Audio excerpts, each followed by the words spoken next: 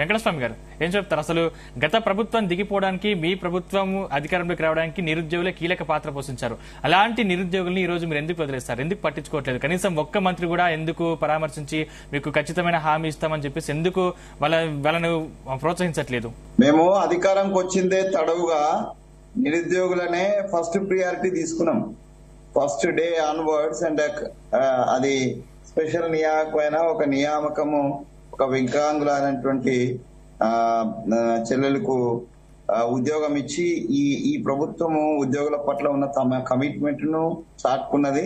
దాని తర్వాత వరుసగా ఏవైతే గత లో వచ్చినటువంటి నోటిఫికేషన్స్ లో ఫైనల్ స్టేజ్ లో ఉన్నటువంటి అపాయింట్మెంట్స్ ఏవి ఉన్నాయో అపాయింట్మెంట్ మొత్తాన్ని కూడా దాదాపుగా 30,000 అపాయింట్మెంట్స్ ను వెంటనే ఇవ్వడం అనేటువంటిది our commitment towards the unemployed youth and youth. So కాబట్టి మేము వాళ్ళని పట్టించుకోకుండా ఏం లేము.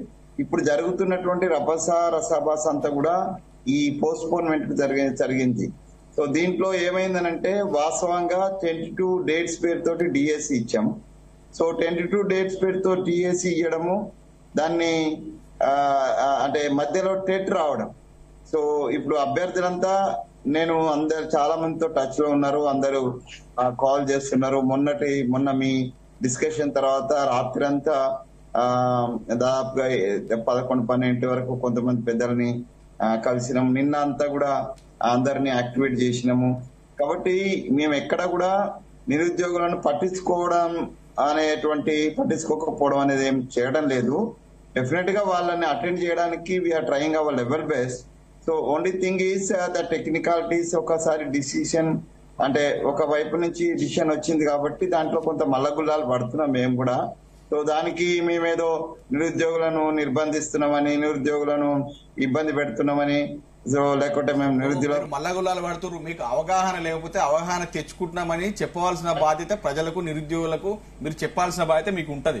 మీరు మల్లగుల్లాలు పడుతున్నారని మీరే అంటున్నారు. లేదు, మేము దీని మీద అవగాహన పెంచుకుంటున్నాం, మీకు న్యాయం చేసిన దిశగా పనిచేస్తామని చెప్పి మీ ప్రభుత్వం నుంచో ఎవరో ఒకరు వాళ్ళని రిప్రజెంటేటివ్ చేసి వాళ్ళతో మాట్లాడితే ఇలాంటి ఉద్యమాలు ఉండే కదండి రాష్ట్రంలో. డెఫినెట్ గా మీ సలహాను మేము పాటిస్తాము. టెట్కు డిఎస్సికి 20 రోజుల తేడా ఉంది. 20 రోజుల గడువులో వాళ్ళు ఎలా ఎగ్జామ్ రాస్తారు? కనీసము టెట్కు డిఎస్సికి 20 రోజుల వ్యవధిలో ఎలా ఎగ్జామ్ రాస్తారు, ఎలా ప్రిపేర్ అవుతారు? కొంత మార్పు చేర్పులకు ఉంటే కొంత ప్రిపరేషన్ లో టైం కావాల్సి ఉంటుంది. కొంత బుక్స్ కూడా కొంచెం చేంజ్ అయినాయి. దాని గురించే పరిశీలిస్తున్నాం బాస్. డెఫినెట్ గా దాన్ని సానుకూలంగా నేనైతే ఇప్పుడు వీళ్ళంతా ఎక్కడికి వెళ్ళారండి? తీర్మాల మల్లన్న గారు, బల్మూరి వెంకట్ గారు, కోదండరాం గారు అయితే వయసులో పెద్ద వ్యక్తి, వ్యవస్థలో అనుభవం ఉన్న వాళ్ళ వ్యక్తి. మరి ఇలాంటి విద్యార్థులు, నిరుద్యోగులు రోడ్డు మీద ఎక్కుతుంటే మరి ఎక్కడికి వెళ్ళారండి? వెళ్ళి మాట్లాడట్లేదు ఎందుకండి? కోదండరాం గారు వెళ్ళి మాట్లాడండి కదా, ఇంటిని ముట్టడి చేస్తామని అంటే బాగుంటుందా? ముట్టడి చేస్తామంటే బాగుంటుంది. మరి ఏం చేయమంటారు? వాళ్ళ ఇంటికి వెళ్ళి మీరు ఓట్లు అడుక్కున్న రోజులు బాగున్నాయా? కాంగ్రెస్ ప్రభుత్వంలో కాంగ్రెస్ నాయకులు కోదండరాం గారు, బల్మూరి వెంకట్ గారు ఈ రోజు తీర్మానం గారు ఇంటింటికి వెళ్ళి ఓట్లు అడుక్కోవడంలో బాగుందా? ఇంటింటికి వెళ్ళి ఓట్లు అడుక్కోవచ్చు, కానీ ఈ రోజు వాళ్ళకు నిరుద్యోగులకు ఒక ఆపనాస్తం ఇచ్చలుగా మాట్లాడే విధానం తప్ప. రెస్పాండ్ అవుతున్నాం కదా, ఓపిక లేకపోతే ఎట్లా? ఎన్ని రోజులు ఓపిక అండి? ఎగ్జామ్స్ అయిపోయిన తర్వాత ఓపిక పట్టాలా? మీ ఎక్స్పోజర్ కోసం మీరు నిరుద్యోగులను అడ్డం పెట్టుకొని ఎవరు ఎక్స్పోజర్ లేదండి. ఎక్స్పోజర్ పార్టీలకు ఎగ్జాంపుల్ ఒక చిన్న విషయం, ఎక్స్పోజర్ గురించి మాట్లాడుతూ ఉన్నారు, పార్టీలకు ఎక్స్పోజర్ గురించి మాట్లాడుతున్నారు. ఈ రోజు మరి మీడియా గొంతు నొక్కడం ఎలా ఉంది, మీడియా వ్యవస్థలను, మీడియా రిపోర్టర్లను కొట్టడం ఎలా ఉంది, మీడియా జర్నలిస్ట్ పిడిగుద్దులు గుద్దడం, దాన్ని ఏమంటారు మీరు? నైతిక హక్కు లేనటువంటి మీరు కూడా మాట్లాడితే ఎట్లా? ఎవరికి నైతిక హక్కు లేని మీది? ప్రపంచంలో ఏ పార్టీ కూడా ఒకటి గమనించి, ప్రపంచంలో ఏ పార్టీ కూడా 6 నెలల ఫెయిల్ అయిన ప్రభుత్వం ఏదైనా ఉందంటే కేవలం కాంగ్రెస్ ప్రభుత్వం. మీకు నైతిక హక్కు ఉందా?